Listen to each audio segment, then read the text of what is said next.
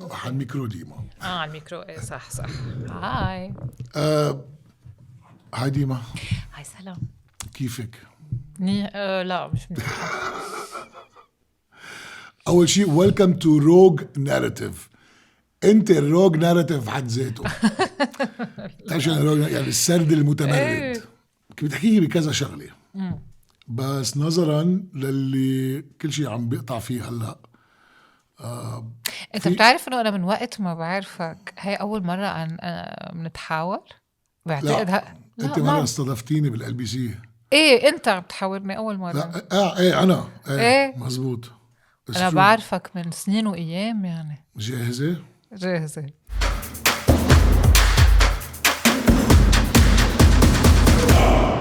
اول شيء في كتير تويتات كنت عم تقطع فيها. اوكي. وخلينا نحكي أول شيء في قصص كانت مستفزة للبعض، وفي قصص أنت العالم ما عم تقدر تفهمك. وفي ناس من هيدا الكامب، مش كامب الممانعة، أوكي. كمان ما عم يقدروا يفهموك. يعني أنت كنت عم تقولي أنا ضد حزب الله، أنا ضد إسرائيل. أوكي. ضد أمريكا مع التانيين، بس إحنا التانيين مع في حالا كنت حاطط لك إنه أنت كمان اللي عم يتظاهروا ضد ترامب هن كمان مع القضية، أنت مع القضية بس ضدهم هن. It's very confusing. It's not confusing at all. So بس what's your stance يعني؟ أنا بوقف ضد.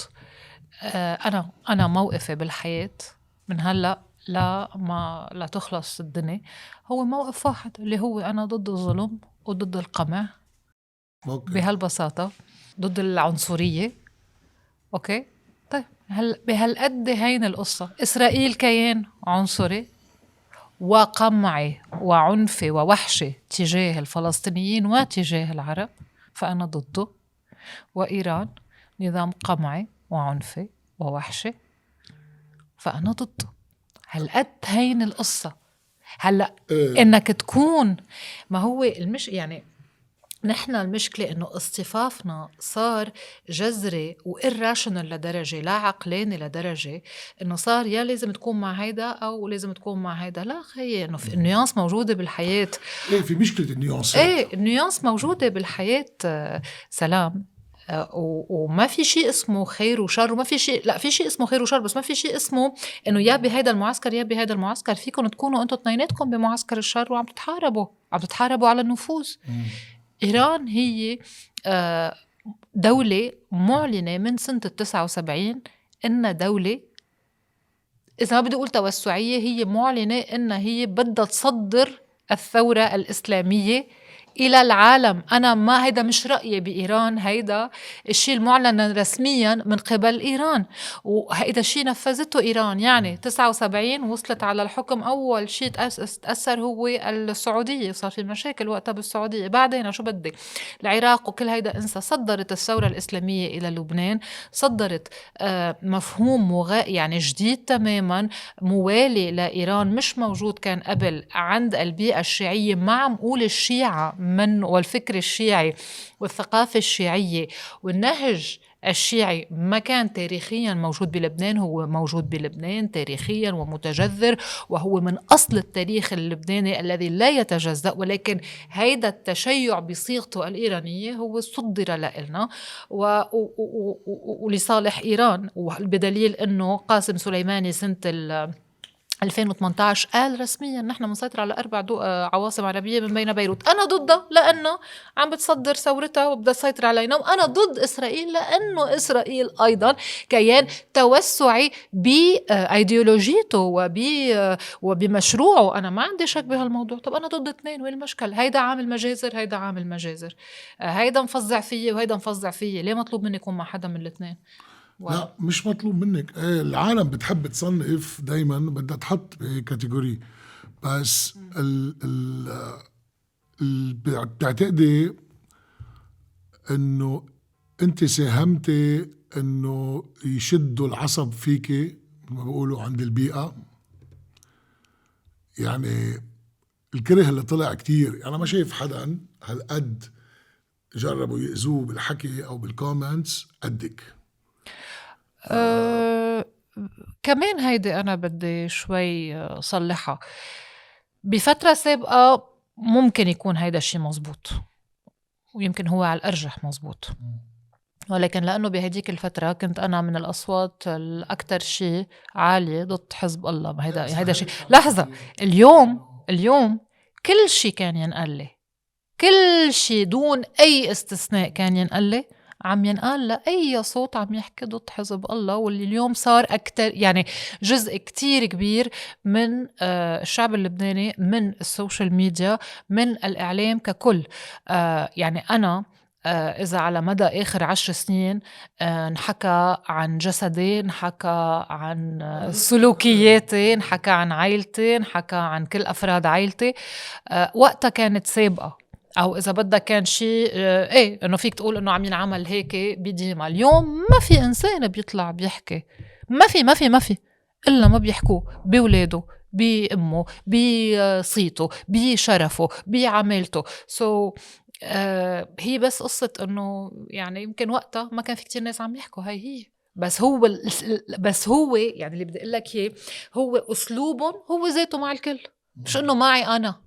هو هذا الأسلوب مع الكل. وقتها كنا 3-4 عم نحكي، وأنا لأني امرأة ولأني طبعا جنوبية كان كل هالهجوم علي. اليوم هيدا الهجوم هو ذاته على كل الناس. بدك سمي لك كل ما صارت معك مرة سلام؟ مرة لا إنه لا يعني ما افتتح الموضوع. لا، أنا مش مثلك. المشكلة اللي كنا عم حاول أعرفه إنه كانوا عم يستعملوا برنامجك بطريقة، لأنه كل الوقت صار ضد حزب الله.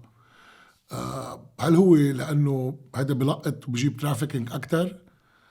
لأنه أنا بلشت أنا وياك كنا على الكل معتدلين، كان كذا هذا، بعدين أخذ منحة بس ضد حزب الله. بالتالي كمان هن استعملوا هذا الشيء ليشدوا عصب إنه ليكون الهجمة علينا إكس يجرك زد. فأنت من خلال هالبرنامج قدرت تغيري عقل ناس أو بس خاطبتي الجمهور التاني، أو شو فدنا وشو استفدنا؟ أوكي، أولا بس لأكد على شغلة.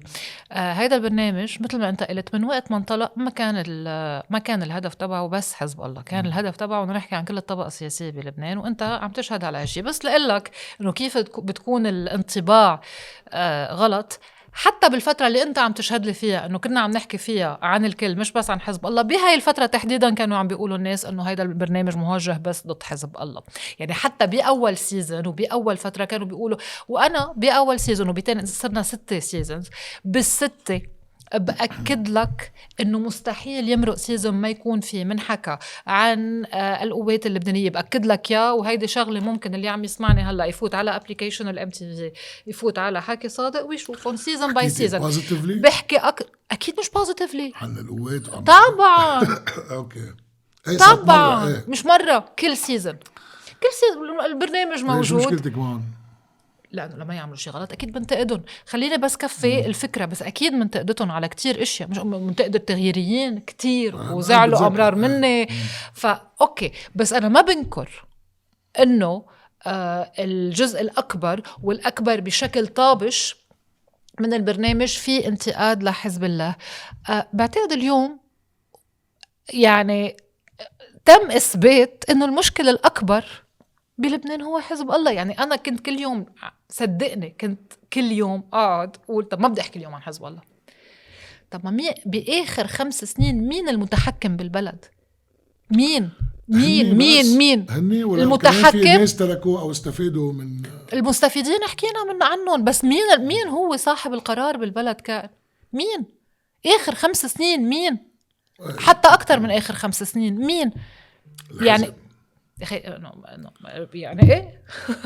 ويعني وبدليل شو عم نعيش اليوم. فنعم انا من الناس اللي رأيهم انه باخر 5 سنين، اذا لما اقول اخر 7-8 سنين، المشكلة الاكبر بشكل كتير يعني بشكل طاغي بلبنان كان حزب الله. نعم أكيد في شيء اسمه الفساد المالي والمصرفي ما في شك، وأكيد في شيء اسمه ملف رياض سلامة والأموال المنهوبة والأموال الضايعة، وهيدا أنا بجزم إني ما قصرت فيه للحظة لهيدا الملف، بجزم.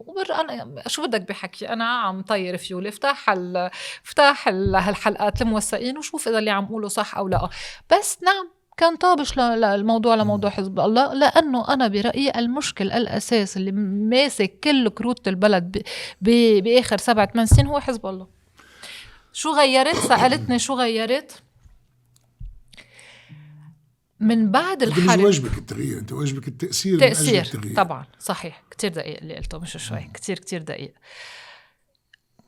أجزم وأزعم أن من سنة 24 يعني من وقت الحرب، من أول حرب الإسناد يعني إلى اليوم، وأنا على القليلة أنا وعم بكتب أنا براسي في الطائفة الشيعية كيف يا ديما بدك تكتبي هالسكريبت بطريقة ولو في واحد قادرة توصلي له وتقنعيه، عملية بهاي الطريقة. يعني كل الوقت أنا عم بكتب السكريبت في شيء براسي إنه حطي براسك في حدا اليوم شيعي كتير بيحب يعني مؤدلج كليا لحزب الله. مؤدلج في ناس مؤدلجين غيروا بالحياة. أنا بعت لك إنه غيرت رأيي من لا بس أنا على الأقل هي نيتي يعني. أنا كسرت كتير اكتب بطريقة فيها تفهم للمسألة الشيعية،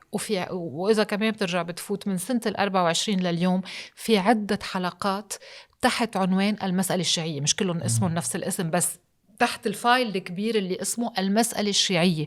لأنه أنا برأيي بلبنان نعم في مسألة شيعية، ونعم في تتحمل يعني طبعا هي مشكلة متشعبة إلى كتير أفق، إلى كتير مسارات، وإلى كتير جذور، وإلى كتير تطورات، وفيها كتير لاعبين.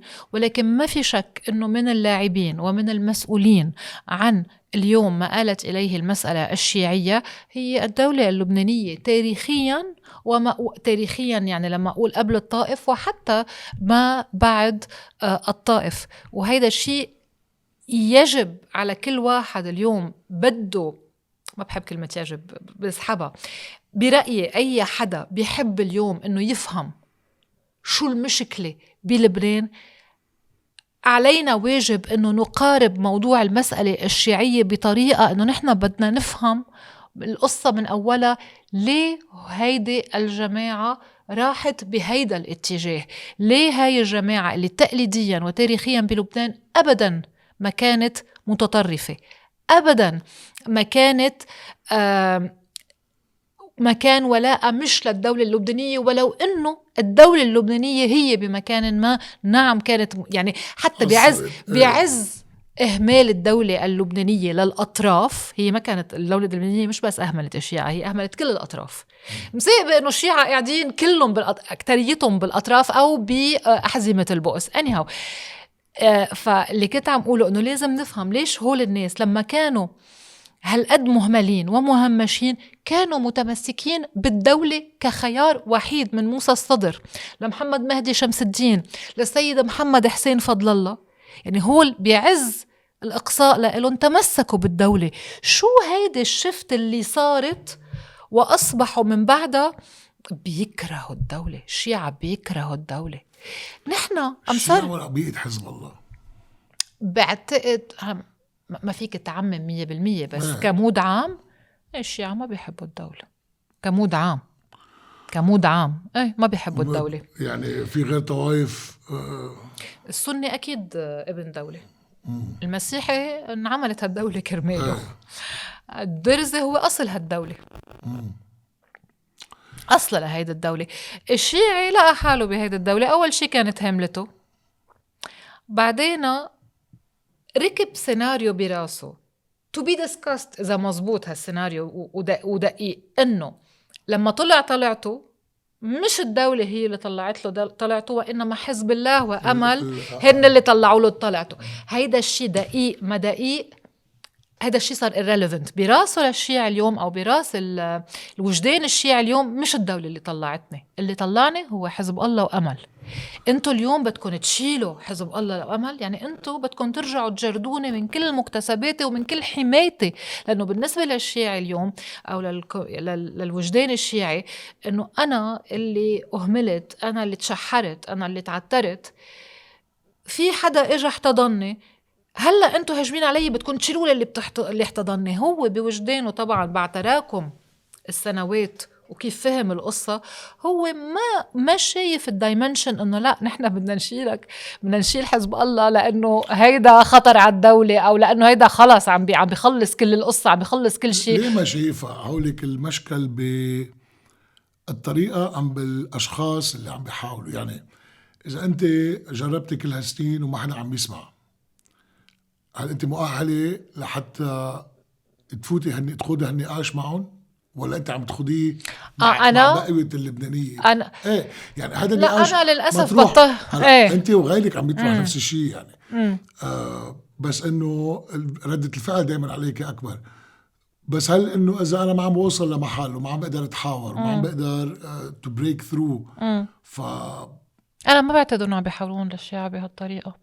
كيف؟ عم بيحاورون للشيعة بأنه ما بتشبهونا، وعم بيحاورون للشيعة إنه أنتوا إيرانية وإذا ما بدكم شو نحن عم طالب روح. في هيك خطاب سلام، في هيك خطاب، خطاب كارثي. بس هلا قويان هذا الخطاب. بس هذا خطاب كارثي، وهذا خطاب يعني أنت أنا عم قلك إنه أنا شايفة بعد الطريق الوحيد إذا بعد فيه بصيص أمل هو إنك تعرف كيف تحاور الطائفة الشيعية ووجدانها ومخاوفها وهواجسها وتقنعها لعندك. أنا ما برأيي في ناس عم بتحاورها بهاي الطريقة، ما برأيي في كتير، أو على الأقل ما في كتير ناس عم بتحاور عم بتجي لعند الطائفة الشيعية من هاي الأنجل. أكترية اللي عم يجوا إنه شو بدكم أنتوا، بدكم لبنان أو لا، أنتوا إذا إيرانية روحوا على إيران، أنتوا ما بتشبهونا، أنتوا ثقافتكم مش ثقافتنا. knowing إنه هيدا debatable، يعني اللي عم بيقولوا هيك كمان إذا بدك تيجي تناقشهم هن عندهم ال elements ليدعموا نظريتهم، بس الطريقة فيها شيء من الهيت سبيتش.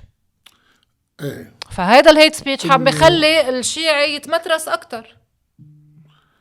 ايه بس هذا كمان صار معك، هي اللي عم اقول لك اياه، فكروا انه هذا هيت سبيتش ضدهم وتمترس. هي اللي كنت عم اقول لك انه استعملوه لحتى يشدوا العصب، انه انت الروج، انت الشيعية الروج.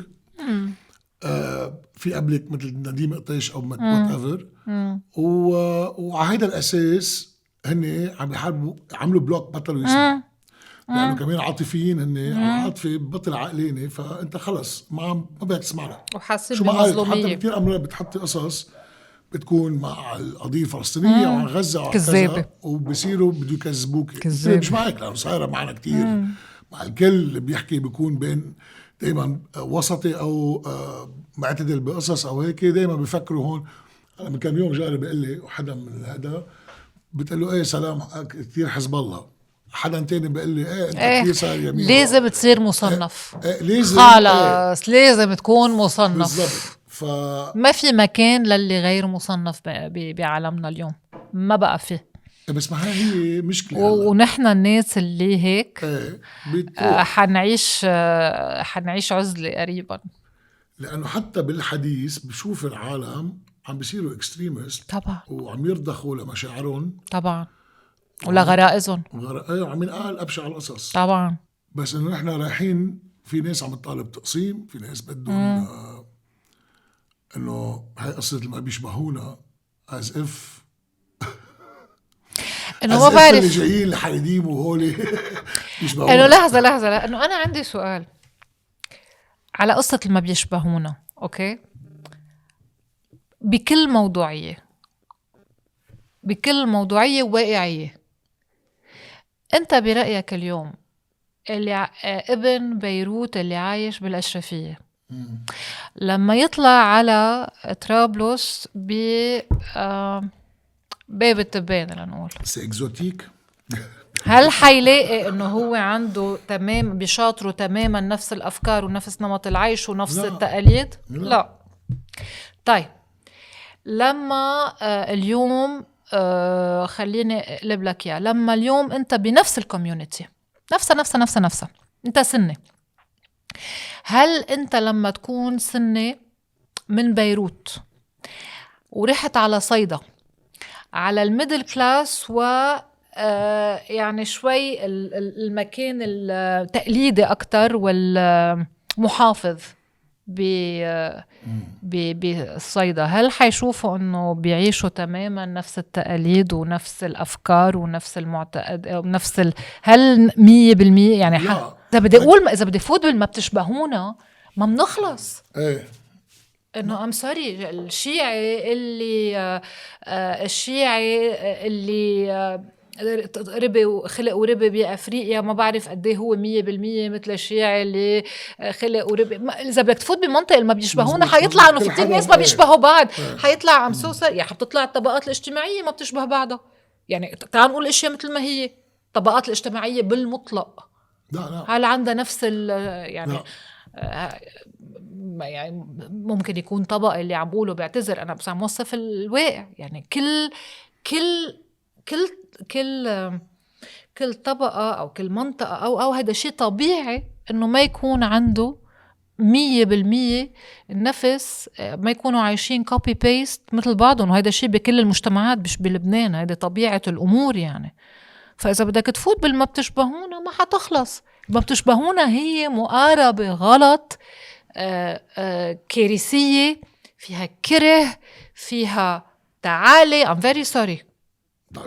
ايه فيها تعالي ايه بستعملها اصلا. ايه لا I know ما بتستعملها of course ايه بس انه بس كمان لنكون منصفين من كل الاطراف بالضبط. بنشبه بعض بالحيوان، قصدي بالنيجاتيفيتي بنشبه بعض طلعنا. اوكي يعني انا بالكره. ايه يعني انا كمان اذا بدي اقول شغله، لما كنا نحن نذهل لشو عم ينكتب من مذابح من جمهور الممانعة لمذابح سوريا ولجوع سوريا إلى كنا نذهل شو عم ينكتب، كيف هيك كل مثلنا هو إنه كيف عم ينكتب هيك.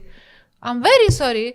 أول ما سنحت الفرصة لكان آخر بس التطرف تبعه حكي نفس الحكي I'm very sorry يعني. لا مزبوط هذا واقع متفقين عليه. حيجي هيدا يقول لك ايه بس ما هن لانه شمتوا فيي انا حكيت. طيب ما هو اللي هيداك منطلق من فكره ما لانه انتوا عملتوا فيي انا عم بحكي هيك. شو القصه وقتها؟ شو مشكلتك كانت مع ديما صادق؟ عملتي هلا قبل مع قصدي مريم البسام عملتي كذا شغله ايه؟ انا ما عملت شيء. لا هلا ريسنتلي ما عملت شيء. انا بكون كاتبه بوست في امان الله كتبته في واحد كنت عم تتمسكي تقولي على الحزب وما الحزب وشي هيك. اوكي طيب بس ما هالطريقه كانت مستفزه. مزبوط اوكي مزبوط بعترف ومحيته ومش بس مستفزه وكانت لا طب او مش دايما بس طب شو بجلط حالي عم نقول لك مزبوط كانت استفزازيه مش بمحلها. انا كامرار بنجر ما بقدر أعمل مفعول رجعي للزمن وامحي هالشي، بس على الأقل فيني إني أقول اتحمل مسؤولية هالشي إذا هيدا الشي بيخفف يعني من أي انعكاسات. بس شو مشكلتها معك مريم البسام؟ هي مش مشكلتها معي، هي مشكلتها مع كل البشر. بس أنت بالذات لا والله لا. لا والله لا ما في مرة طب اوكي ما هو يمكن لو ثاقبت انا اللي بالعزل او لو حدا تاني كنت عامل شيء حكي انتم مع بعض وش تهجمت لي وقتها. سلام. اولا بدي انطلق من شغله انه انا فعلا بحبها لمريم.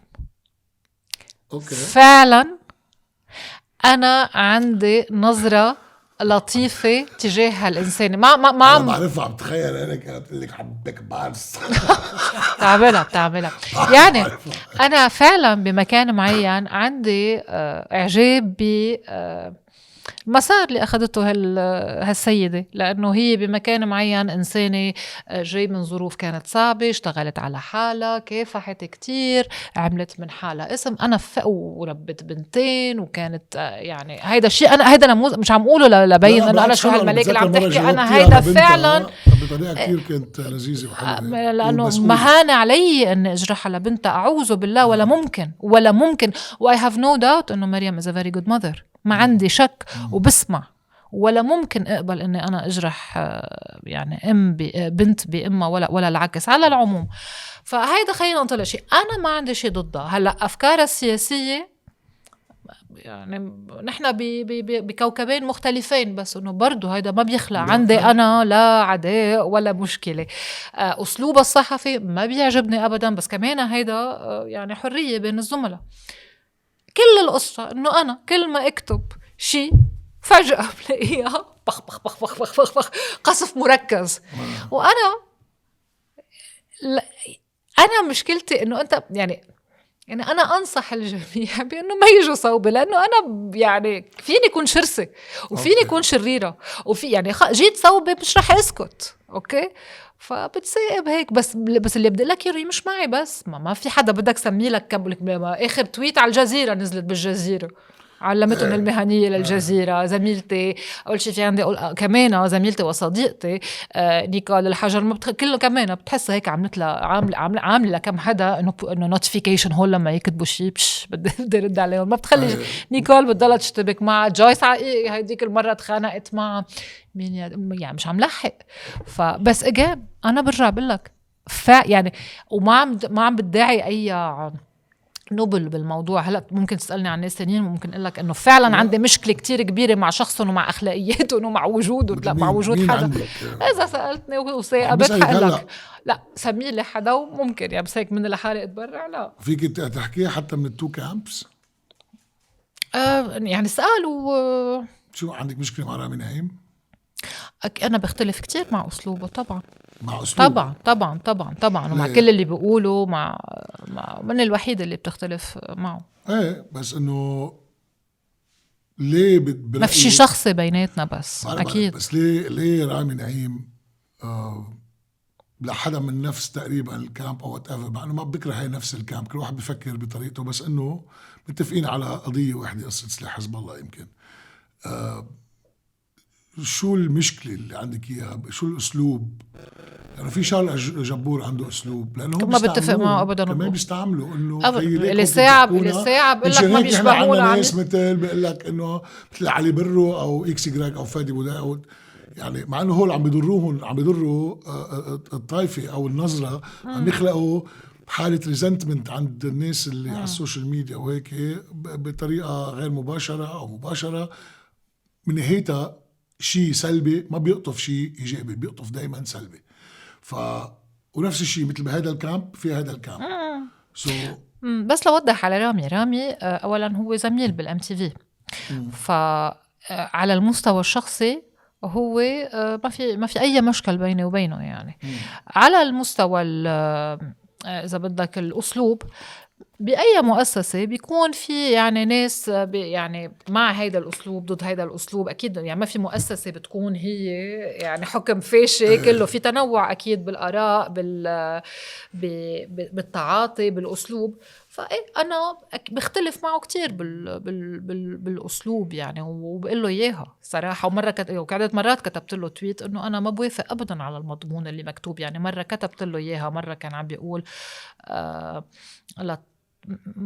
وقت المقاطعة بعتقد كان عم بيقول شي بمعنى ايه بدنا نقاطع ستاربكس وماكدونالدز، شو بدنا يانا ناكل عند فروج العبد الله او الجواد. فهيدا انا وقتها يعني حتى رديت عليه بزمالة وباحترام، ولكن كان رأيي غير مقبول اللي نقال. أقولك إذا بده يكون في حل، يعني واضح إنه الإعلام ساهم بهذا الحقن من الميتين.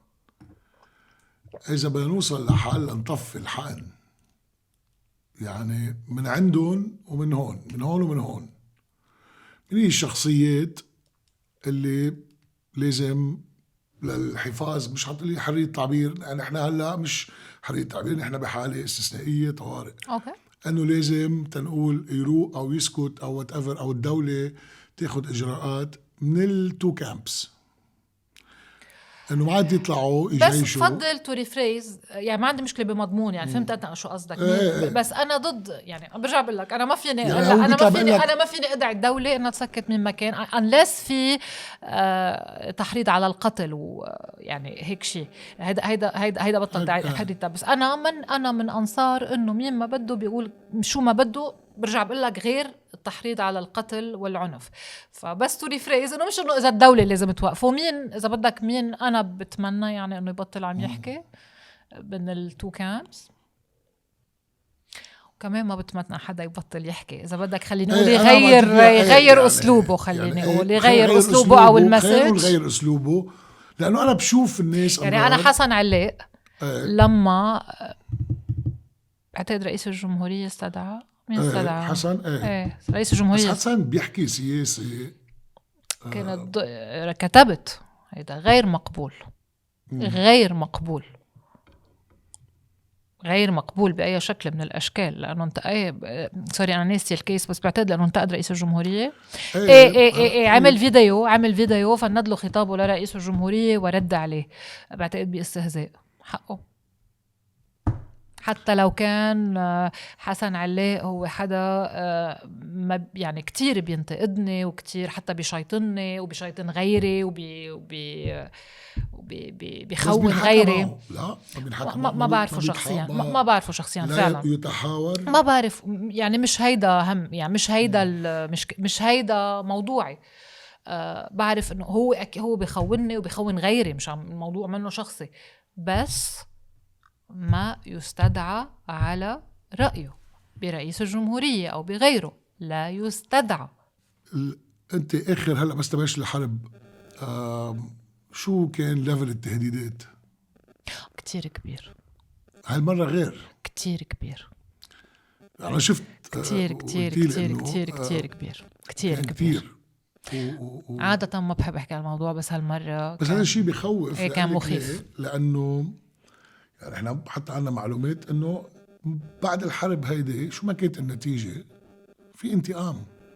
ان شاء الله لا بتمنى لا، يعني لانه في عالم حست وهي بدك تاخديهم على قد ما هن كيف عم بيفكروا او بياخدوا الامور، انه انا عم قاتل عم دافع عن الارض وكرامتي وكذا، وانت قاعد عم تحرض علي وعم تحكي الاسرائيلي مزبوط.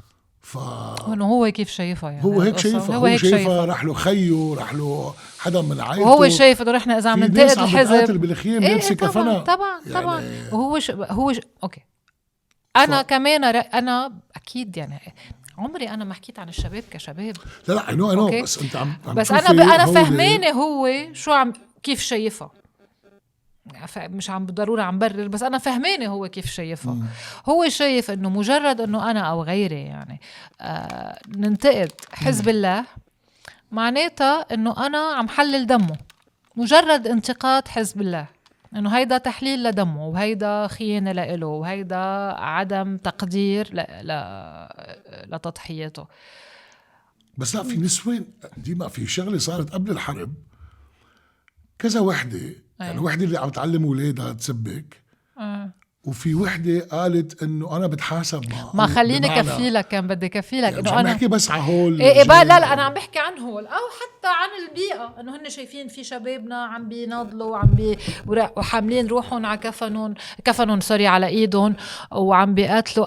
انا ما عم اقول لك عم برر ابدا. انا ماي هوم ورك عملته. لا ما انت لا تقدر تفهم شو المشكل، بدك تجرب تفهم هو كيف عم بيفكر، وهو من أي زاوية شايفها، وإنت من أي زاوية شايفها، مشان تشوف إنه طيب شو كيف بدك تشخص المشكل صح لتعرف تحله. ما فيك تحل مشكل أنت مش عارف شو هو أصلا. فأنا فاهماني هن كيف شايفينها، بس بنفس الوقت هن شايفين إنه أنا عم بنتقدن، أو أنا وغيري عم ننتقدن، لأنه نحن وانتقادنا لحزب الله هو هدر لدمهم. بس أنا بنفس الوقت بحق لي بحرب قد تكون حرب فناء لهالبلد وللناس، اني ضلني عم صرخ انه دخيل الله وقفوا لحزب الله هو يعني فوتنا فيه لهالجهنم.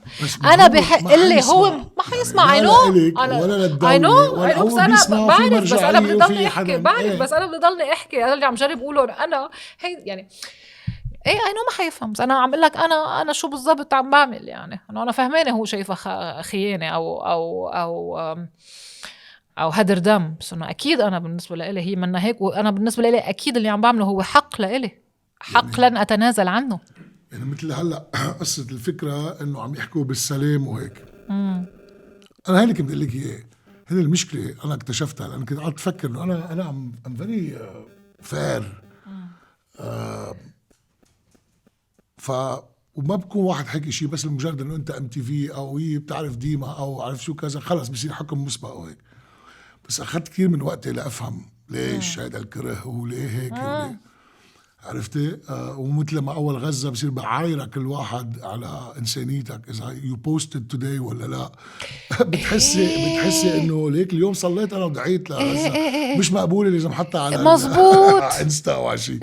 بس هيدا في كتير مسكونسبت عندهم بطريقه الحكم المسبق وكل هذا. مش حفوت بأول التفاصيل بس اللي كنت بدي لك اياه امرار انت بتكون متفق على النقاط اللي هن متفقين عليها بس عم تقول له في غير طريقه. طبعا هي المشكله كانت قبل انه خي مش بس طريقتك هي المضبوطه في غير طريقه. وهي لا رافضه مرفوضه تماما. فحتوصل لمحل اذا انت ما عم نقدر نتحاور تماما بدها يصير في صدام عيون هاي مشكلتنا مع حزب الله. هن ما عم يعرفوا انه نحن عم نقول لهم يا عم نحن متفقين على المشكل. والله متفقين انه في مشكل مع اسرائيل مش عارفين كيف نحله. هو بالنسبه لحزب الله انه يا بتوافق على هاي الطريقة الوحيدة المنزلة انه هاي الطريقة لحل المشكل، يا اما انت خاين عميل مرتد خارج انه نهدر دمك ونقتل لك اولادك. هاي هي خي نحن موافقين والله انه موافقين في مشكل اسمه اسرائيل. والله موافقين انه اسرائيل يعني شو بدهم يعني هو الشيء لازم انه واحد يثبتوا انه اسرائيل وحشية وخطر وكل هيدا. مش موافقتك على الطريقة. ضروري يهدر دمي وصير عميلة وخاينة لأني أنا مش موافقتك على الطريقة. شوها كيف هيك عن جد كيف هيك؟ شو حسيتي لما كتب لك أفخاي أدرعي؟ عملت له بلوك. بس في ناس ما بيعملوا بلوك على فكرة. أنا عملت له بلوك لأنه رد أول مرة هو مرتين رد. تاني مرة خلص يعني شو أخذتك أسرع معه بس لا تشكلتش إنه مثل you have to be انه انت كيف عم انت ضايع مش عارفه الله وين حاطك. طب اوكي فاين يعني هيدا زلمه لانه هو بس حتى الناس من كامب هون السياده كمان بيقولوا لك نفس الشيء. لان طب ما برجع بقول لك انا مقياسي واحد. الظلم انا ضد الظلم، القمع، القتل، العنصريه. هيدا الشيء موجود بإيران وبإسرائيل. أكيد أفخاي أدرعي منه قادر يشوفه بإسرائيل. أكيد منه قادر يشوفه بإسرائيل. أكيد. أنت بعدك عايشة بالأيدياليزم ولا في براغماتية معينة؟ لا طبعا في براغماتية. أوكي لأنه في قصص أمرار في كتير أنا مني منه. أنا مش أنا خلص. شوف البراغماتية عندي أتليست هي إنه أنا اكتشفت أو شفت إنه خي هيدا الصراع مع إسرائيل له 8 سنة. جربنا، عملنا اللي علينا، عملنا أكثر من اللي علينا بلبنان، أكثر من اللي علينا بلبنان. يعني حملنا القضية الفلسطينية. نحن اللبنانية، ما حدا غيرنا من العرب. نحن عملنا اللي علينا. أنت عم تقولي هل أنا براغماتية؟ عم أقول لك أنا بالنسبة لإلي يعني بدنا ضد حزب الله بس بدنا سلام مع إسرائيل. أنا بديش سلام مع إسرائيل. ما بدك سلام وبدك لا بدي حياد. طب شو بالحياد؟ يعني أنا من الناس شو الحياد؟ ما بتركب الحياد. ليه ما بتركب؟ ركبت 15-16 سنة بحياد. ما يعني كيف هيدا الحياد بلبنان ضلوا ماشي إلى أن أتت منظمة إلى جنوب لبنان بلشت ترجع يعني فتحت الجبهة على إسرائيل. اللي عم قوله هو مش لينفي الميل التوسعي لإسرائيل. أنا ما عم قول هيك. أنا عم قول إسرائيل هي عندها ميل توسعي نعم، ولكن هي يعني بلبنان هاي الهدنة مش حالة فيها. ما هو المشي حلفية مش معناتها انه ما كان في مشكلة على الحدود من وقت لوقت، ما كان في تجاوزات، بس ما كان في انه يعني من ال 49 لل 65 او بالاحرى 68 لانه بلش الهجوم الكبير بال 68 وقت ليوما ما كان في خوف انه اسرائيل تجي تجتاحنا وتهد الدنيا فوق راسنا. ما كان في، كانت بعدها نزاعات محدودة. نعم هي نزاعات، نعم هي مشاكل. أنها جينا احتضننا الفلسطينية بلشوا منظمة التحرير الفلسطينية بلشت فتحت الجبهة من جنوب لبنان. كوركت مي افهم رانج، يعني هذه وقائع بعرف فتحت. هذا التاريخ. ما بدي طيب ما اوكي كله. من بعدها اجت اسرائيل شالتها، احتلت جنوب لبنان، كان في مقاومة أكيد كان لازم تبقى لتحرير الجنوب، حررته، رجع حزب الله. انت بتعرف انه هو قبل 2006 حركش كذا مرة، وهي اللي ما بيعرفوها الناس عن لو كنتوا اعلم. ما هو حزب الله حركش بسنة 2000 حركش بعد التحرير. نعم نعم حركش بالحدود، حل النزاع الحدودي. These are facts. واللي حابب يناقشني فيهم بحط له التواريخ بقدم له اياهم. المهم رجع حركش بال2002 اعتقد 2000 انا اكيده منها، وحلت. بعتقد كمان انه وقتها كان في قتل لاحد من الجنود الاسرائيليه، يعني حلت. اجى بال2006 قال لك حرجع اعمل نفس الشيء. ما هو بال2000 وبهالمرتين ثلاثه اللي عملتها يعني ما كان متوقع انه حتنهد الدنيا فوق راسنا. ايه لا، طلعت انه انهدت الدنيا فوق راسنا. وقال لو كنت اعلم. يعني مجرب اقول لك عملنا كل شيء بالدنيا لنحارب اسرائيل، لنمحي اسرائيل من الوجود. It's about time. بعد 80 سنة وأكتر من القتل، من الدمار، من الإشحار العربي، خلص تساي إنه يا أخي تساي إنه هدنة، إنه عملنا بلا اللي علينا، ضمانات، بلا عرفتي. ما أنت بتعرفين كيف بيفكروا. هنا عمل لك براغماتيزم تبع أنا أعمل لك جوابي. الهدنة هي إنك أنت تمنع أي جبهة بالجنوب. يا خيي أنتوا بحالكم ونحن بحالنا، لا بدنا نهد إسرائيل وننزعها من الوجود. جربنا ما زبطت معنا، خلص. أنا برأيي هيدا حل ممكن. بالمناسبة أصلا أنا مش رأيي إنه إسرائيل كتير بدها سلام، بس إنه على العموم لا كمان بدي أقول لك إياه على الMTV. شبه إنه مثل يعني مثل مثلا التقرير اللي صار والمشكل تبع مريم مجدولين. اوكي. اي مشكل يعني حطت ما شاء الله عليها يعني مريم بيضلوا يهجموها. سو اي مشكل اللي حطت وين الحبوسه. هو الاسرائيلي كان ناطر تقرير من الMTV ليعرف وين الحبوسه. عرفت يعني هو الاسرائيلي اللي قتل فؤاد شكر، سيد حسن نصر الله. لحظة شهيد هاشم صفي الدين. بنهار واحد صفى كل القيادات الإيرانية. هو بس هيدا السجن كان ناقصه هيدا التفصيل. لا على الMTV قام راح استهدفه. طب شو هيدا دينايل أو شو؟ عم بحكي جد. هيدا دينايل أو شو؟ هيدا هدر دم أو شو؟ هيدا تخوين ما له أي سبب أو شو هيدا تعطيل للدماغ أو شو؟ هول الناس عارفين إنه الMTV ما خصها، وبيعرفوا إنه ما خصها مريم مجدولين، وبيعرفوا كتير منيح هالشي. هن لأنه ما قادرين إنهم يتقبلوا فكرة قديش هن مخروقين، بدهم حيالله شي ليبرروا للناس ولحالهم إنه لا ليكو هي مش قصة خرق، هي هدول الشريرين الصهاينة الMTV الخونة اللي بيدفعوا لهم الإسرائيلية اللي عم يعملوا هيك. it's a defense mechanism. إنه بدهم يدافعوا عن حالهم إنه لا نحن مش مخروقين هالقد، نحن مش فاشلين هالقد. الحكي اللي صار للMTV I'm very sorry، بس إنه بدي أقولها كمان اللي انعمل على الMTV. إذا بتشوف كل زملائي وأنا من رئيس مجلس إدارة المحطة كل الموظفين، الهراسمنت اللي صار علينا عن جد ولا يمكن انه يحتمل. ما في حدا منا اولاده ما تهددوا. ما في حدا منا نقول له انت عنوانك هالقد ورقمك هالقد واولادك هول. اوف كورس بعرف انت، بس مين؟ كلنا كلنا بعرف قلعة يمكن كمان كلنا كل الام تي في صار فيها هيك، هيدي وقت كلنا الهاك. تهددنا بولادنا. طب هيدا مقبول؟ وقت الهاك يعني وقت ما ايه عملوا هاكينج. لما ايه كلنا تهددنا بولادنا. طب ما هي مين هيدا بيحمي بوقتها يعني؟ ما في حماية لنا بالضبط، متروكين لنحن انه نحن نلاقي اطر كيف بدنا ندافع عن حالنا. ماشي ما بيصير يعني كل شوي انه يعني كمان واحد لازم يحكي عن اللي عم بيصير مع الام تي في كل الوقت. قصه انه انت انا اوكي فاين الام تي في منا مع حزب الله، معلنه هيدا الشيء، معلنه هيدا الشيء. بفهم انه ما يعجبك خطة تحريري، بفهم انك تنتقدها نقد لاذع، هيدا من باب حريه التعبير طبعا يعني على خطة تحريري. بس انا ما بفهم كل هالتخوين، ما بفهم كل هالتهديد، ما مش معقول. ما بفهم انه عم بيحملوا تقريبا كل شيء عم بيصير من اخفاقات وهزائم لهالمحطة.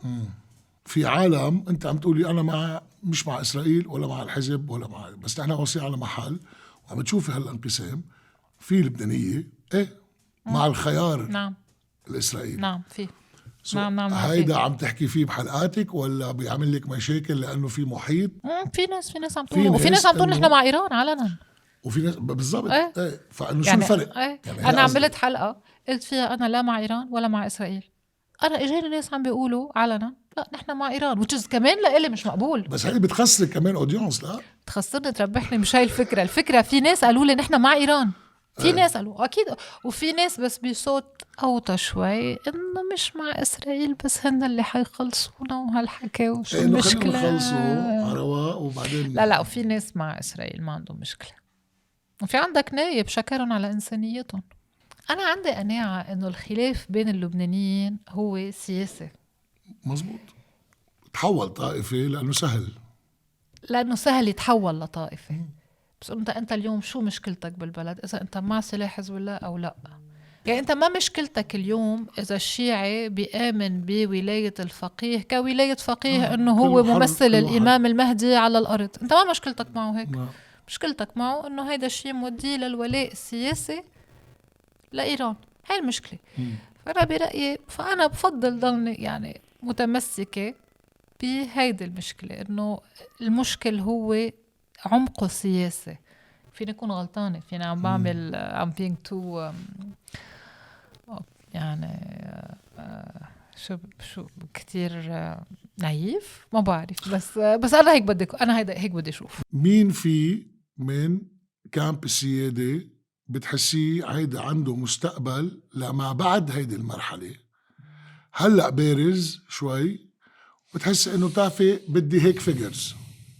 انا كديما بدي هيك فيجرز. ايه واو بدك سميلك او اوكي ايه يعني مثلا ماجد حرب كتير جد كتير اوكي صالح المشنوق يعني كمان كتير جد.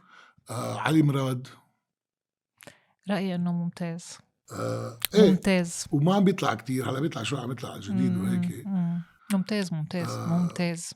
علي مراد ولا محمد بركات؟ مع احترامي لمحمد ولتجربته اللي بحييها واللي أكيد فيها كتير من الجرأة وتحمل كتير، بس أنا خياري أكيد هو علي مراد يعني أكيد. شو بتتطلب المرحلة الجاي؟ يعني مثل هالمرحلة سوري بدها كوخونس، بدها سامي الجعجع، سامي الجميل. شو رأيك؟ باي ذا واي من الأسماء هلا أنت سامي كمان لأنه تعرفيه من قبل. مخص. انسى أي شيء، أي صداقة أو أي شيء عم بحكي كتير. سامي كشو سامي أنا بشوف فيه مشروع رئيس الجمهورية. نعم. سامي بس عند المسيحية كان عم بخف لأنه ما إنه متطرف كافي. أوكي ما مشان هيك نحن ما بدنا يعني أنا هيدا الرأي. لا بس لا أنا حاعطيك خليني كفي. سامي الجميل إذا بتلاحظ كل مرة بيطلع بيعمل خطاب بالمجلس النيابي تحديدا أو برا مجلس النيابي، بس أنا لفتني أكتر شيء بالمجلس النيابي، ما في مرة مش إنه بيروح فايرل، ما في مرة إلا ما بيكون هو هيدي الكلمة اللي أكترية الناس يعني اللي حتلاقي مثلا حدا متطرف حطه، معتدل حطه، بوردر لاين بين الاثنين بيحطها. يعني عنده خطاب جامع، عنده قدرة ملفتة على إنه يعمل خطاب بيحافظ فيه على هويته، بنفس الوقت خطاب جامع، بنفس الوقت خطاب مد اليد للآخر، بنفس الوقت خطاب فيه انتقاد كبير للآخر وجامع مع الآخر. رجع احضر له لا بعرف حتلاقي فيه كل هالصفات بخطابه، مشان هيك بيروح كتير فايرل. بس كتير الأرضية مين كتير بيطال فايرل. أكتر مش جعجع يعني. انه اكيد هو عنده اكيد اليوم الشارع المسيحي هو ويت انت عم تسالني مين بتلاقي فيه فيجرز. ايه انا بشوف في بوتنشال رئيس جمهورية. هلا يعني حسب انا كيف بشوف التحليل الموضوعي للامور، ما عم اقول لك يعني عرفت شو قصدي. ايه وبعدين يعني هو هذا الجيل بعتقد ربي أقل طائفية، نحن زمطنا شوي. لا نحن جيل عرف الطائفية. لا بنعرفها بس لا مش نحن يعني مش لا عايشينها. نحن جيل بتحكي انت عن اور ايه ماذر انه يمكن. هلا هذا جيل ايه انه عم انا بيكون. شخصيا انا شفت كتير طائفية بجيلي، والله وقت كنت بالجامعة شفت. ايه هلا الاسرائيلي نقول توغل بس انه اجتاح والخيم ضيعتك. قلتي لي وقتها انه زعلانه كتير ما بتعرفي امتين فيك ترجعي بدك تزوري قبر بيك. وانا بعرف لانه انا صهر من الخيام كمان وصارت معي، كنت بدي اطلع معه قال لي لا احسن لك ما تطلع من وراك يمكن. لا هو كره عام لانه ام تي في، بس كنت بوقتها تارك انا الام تي في. انه ايه لا انا انه بعرف هيدا انه ما هلا شو بيعني بيحبوني. لك؟ في ناس انت عم تنتقلي حزب الله، بس في ناس اهل الضيعه عم بيقاتلوا ويموتوا هونيك، فعم تقدر تفصلي بين انه انا هونيك ضيعتي ما قادر اطلع عليها من ورا رئيس سياسي، بي مدفون بدي اطلع زور قبره كمان ما قادر لانه هلا اسرائيلي فايت عليها. وبنفس الوقت الناس اللي عم بنتقدهم انا هن الناس نفسهم اللي عم بيقاتلوا اهل الضيعه حتى ما يفوتوا الاسرائيلي. It's very confusing. أنا عملت قناعتي بالحياة بعالم طبيعي والمفروض كانت تكلفني أني أنا ما أقدر فوت على ضيعتي. أنا كنت عم عبر عن رأي سياسي ضد حزب الله، وهيدا شيء كتير طبيعي بأي بلد بأي دولة. كوني ضد حزب الله مش معناتها أنه أنا ضد أهل الخيام. يعني مش مفهوم هالخلط بين الاثنين، مش مفهوم ومش مقبول. يعني إذا أنت اليوم ما في حدا هلأ سوبر بوبولر بشي بلد، أعطيني حدا هلأ كاسح إنه let's say أنت كنت ضد ترامب تاكر كارلسون إمتى كان البيك تبع شعبيته لترامب؟ let's say هلا بعد الاغتيال بعد وقت طيب الانتخابات. أوكي إذا أنت كنت ضد ترامب بتكون أنت مش أمريكاني؟ ايه أنا لا فهمت هلا كيف؟ هنيك غير أوكي طيب إنه أنا مني مع حزب الله. بس كانوا بصير أنا ممنوع أفوت على ما فيني أفوت على ضيعتي. فأنا بعتقد إنه هيدا شيء عن جد مش مقبول. بس هيدا الشيء بنفس الوقت أكيد يعني مخليني إذا هن انخلط عندهم نتيجة كتير اشياء ونتيجة غسيل الدماغ أو الأدلجة، الفرق بين الرأي السياسي وبين الخيانة أنا هالشي بعده كتير واضح الفرق بين الاثنين. فأنا أهل ضيعتي مستحيل أكرهن. وشاب هو عم بيقاتل كرمال هالضيعة أو كرمال أي معتقد الأرض. أو كرمال الأرض، هو يعني علاقتي أو نظرتي فيه لهيدا الشاب هي نظرة مجردة تماما من موقف السياسي من حزب الله. هو أنا بتطلع عليه كفرد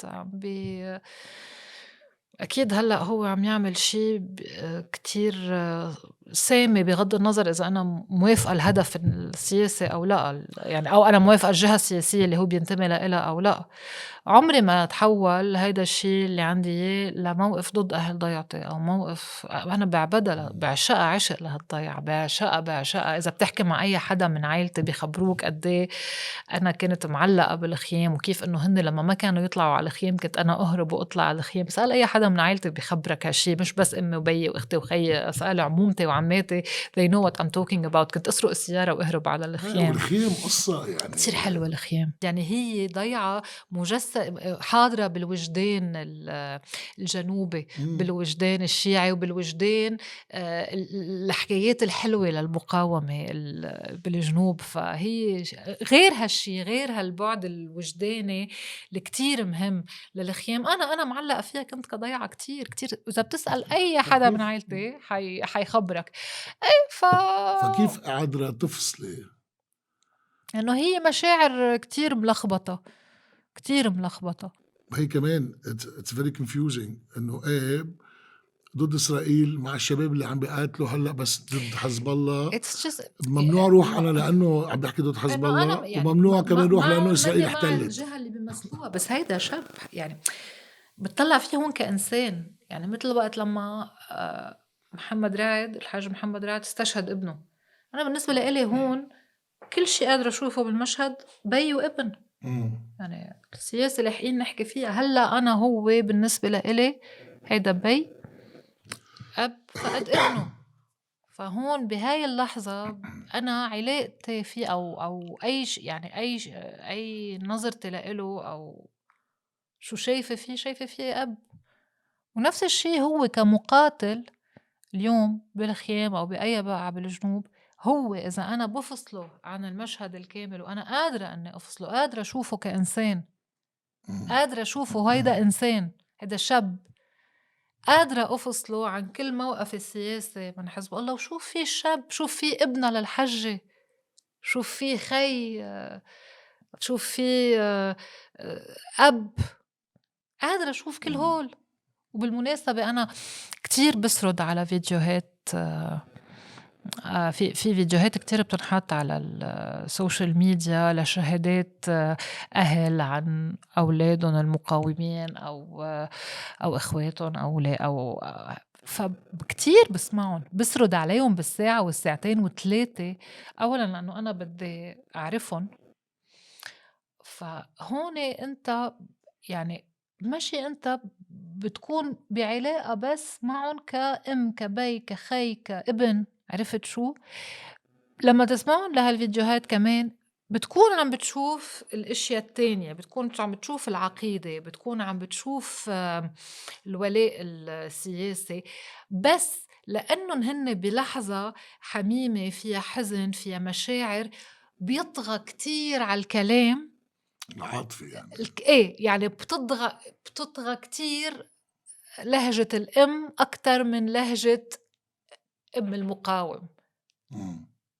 فبتشوفها أم فقدت ابنها.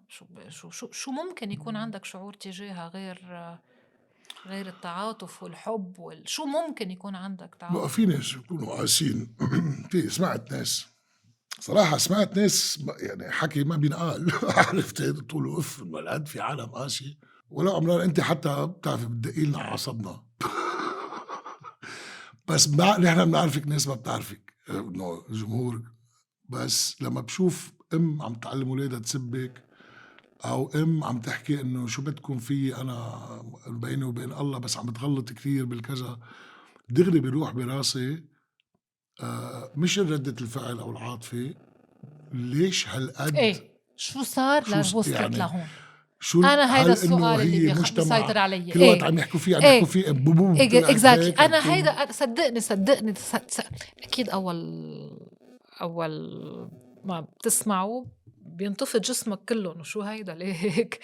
وليه أنا يعني مش منيحة بحق كلهم يعني. لا عم بحكيك على المستوى الشخصي داخليا. أكيد انتفض يعني الوحدة عم تحكي عن ياسمين، عرفت عم تحكي عن بنتك وعن هالطريقة. بس فأكيد ما عم بنفق إنه أكيد بتنخض ما بعرف شو بيصير فيك. بس هاي بتاخد لها 5 دقايق نص ساعة، بعدين بيصير كل الفوكس اللي لإلي أنا عن جد بدي أفهم شو اللي صار لصرنا هون. بحس إنه ليه هالقد أنت عم تجيبي هاي أنت السبب اللي عم تخلقي هيدا الشعور ولا لا هو سؤال أكبر من هيك. هو السؤال كتير أكبر من هيك. شو صار لو وصلنا لهون؟ لا صار في ناس هيك، وهول الناس يعني ما هي الشربوكة فيها بعد أكتر بكتير، إنه هون ناس مؤمنين بربنا كتير ومؤمنين بالخير يعني مثلا عرفت شو قصدي؟ مش قصدي إنه كل واحد إذا واحد ملحد مش معناتها إنه بيعرف الخير والشر، بس قصدي إنه في دوز المفروض تكون كتير عالية هون. سألتي حالك إنه معقولة أنا أو قلت إنه معقولة بركي في شيء معهم حق فيه ولا لا ما رحت لهذا المحل؟ تسأل هيك سؤال لما يكون النقد اللي جايك نقد معتدل. ما في شيء اسمه نقد معتدل. يعني لما يكون هيدا هيك شيء ما حيخليك تفكر هيك شيء. لو شو ما عامل لو شو ما عامل ما في شيء بيوصلك له، ما في شيء بتكون انت عامله، عرفت؟ او خليني اقول هيدا الشيء حيخلق عندك سيلف ديفنس ميكانيزم، عرفت؟ ما حد تقعد تسائل حالك. بس لما يكون في شيء من انه ولو كلمة واحدة عقلانية او شيء هيك، هم توقف. يعني اكيد سألت حالي كذا مرة يا خيي ليه؟ انه انا شو يعني شو عملت لهون لو وصلنا لهون، او ليه عم تعملي؟ شو النتيجة؟ ليه عم بعمل؟ لأنه هاي قناعتي وهذا كاركتري، هيدي قناعتي ديما. وي ثانك يو. أنا يجي لعنا. ثانك يو لإلك. كنت it تقيل؟ was different. لا كان نوع بودكاست غير حلو، بيطلع كتير اشياء. ايه بيطلع كتير اشياء. يعني انا هول لانه كنت بدي احكيكي اياهم. قلت كمان ناس عندها هيدا الاسئله. لانه بالسياسه عم نحكي حيحكي كتير قصص. بالضبط. exactly وبنفس الوقت لا بس ما هيدا سياسه، ما هي السياسه بتجي من من جوا. لا وكمان يعني في مساهمه بخلق الراي العام، وانت كنت وحده منهم. وعليلي انخلق نقاش دباغ. انا عندي مساهمه بخلق الكره العام مش الراي العام. ايه امرار، وكمان كره باي اسوسيشن. يعني انا بلتقي بناس انه ترى انه ليه انا ما عملت شيء، ليه عم هيدا؟ لانه كنت اشتغل معك او كذا وهيك. هيت باي اسوسيشن، عرفتي؟ بحس انه شيت. فبدي لك ثانك يو لك. ادعم القناة واشترك معنا.